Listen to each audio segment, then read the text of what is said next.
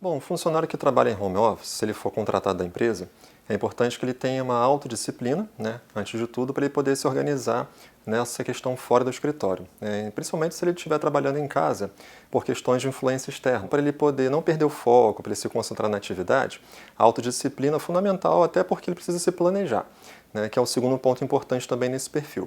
Alguém que tem um planejamento diário das suas atividades, saber qual o tempo que ele precisa para poder desenvolver a sua atividade durante o dia, em que momento ele precisa daquele dia, né, em qual momento, em quais momentos ele vai separar o seu dia para realizar aquela atividade. Então, o perfil desse funcionário precisa ser de auto-organização e planejamento. Um terceiro ponto também seria a questão da tecnologia, né? Um funcionário que esteja preparado para lidar com tecnologias virtuais, principalmente. Ele trabalhando no escritório fora, né, da organização, ele não tem aquele apoio da área de TI para poder ajudar numa solução ou outra. Então ele precisa, vulgarmente chamando, se virar um pouco, né, na questão de tecnologia para poder desenvolver esse trabalho aí de maneira adequada e suficiente.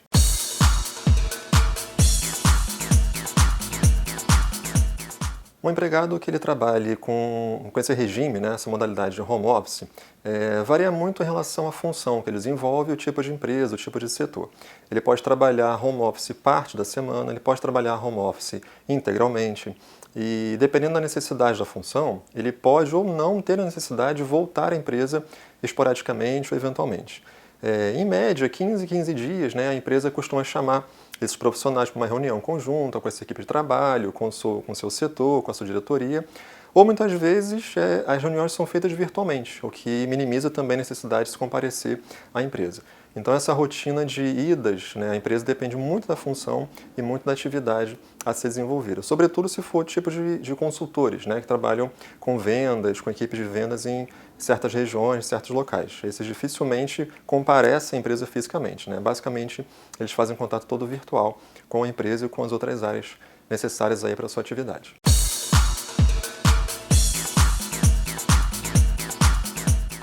Essa modalidade de trabalho, ela tem uma série de vantagens tanto para a pessoa, né, para o profissional, quanto para a empresa. Para o profissional, ele tem essa flexibilidade de horário, de escolher o melhor horário do dia, né, o melhor momento do dia para ele desenvolver as suas tarefas, a questão de liberdade maior, se sentir mais à vontade, de autonomia de trabalho, fazer da forma que ele queira, com o tempo necessário, com as condições, o ambiente necessário, sem contar que ele evita, né, o estresse da ida ao trabalho, com trânsito, com transporte e tudo mais, locomoção.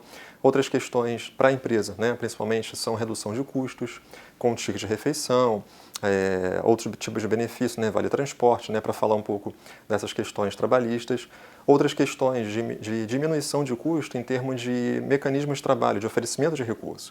O funcionário que trabalha home office, ele utiliza o seu próprio recurso de casa, internet, telefone, se for preciso. Então a empresa muitas vezes tem essa redução de custo em termos de estrutura, sem contar que para a empresa é um benefício do trabalho em si, você ter uma equipe 24 horas por dia à disposição dessa empresa, dessa atividade, né? Pode ser em termos de escala de trabalho, né, você dividindo aí horários do dia para cada funcionário, ou todos os funcionários realmente, de fato, estarem disponíveis durante 7 dias da semana, 24 horas por dia.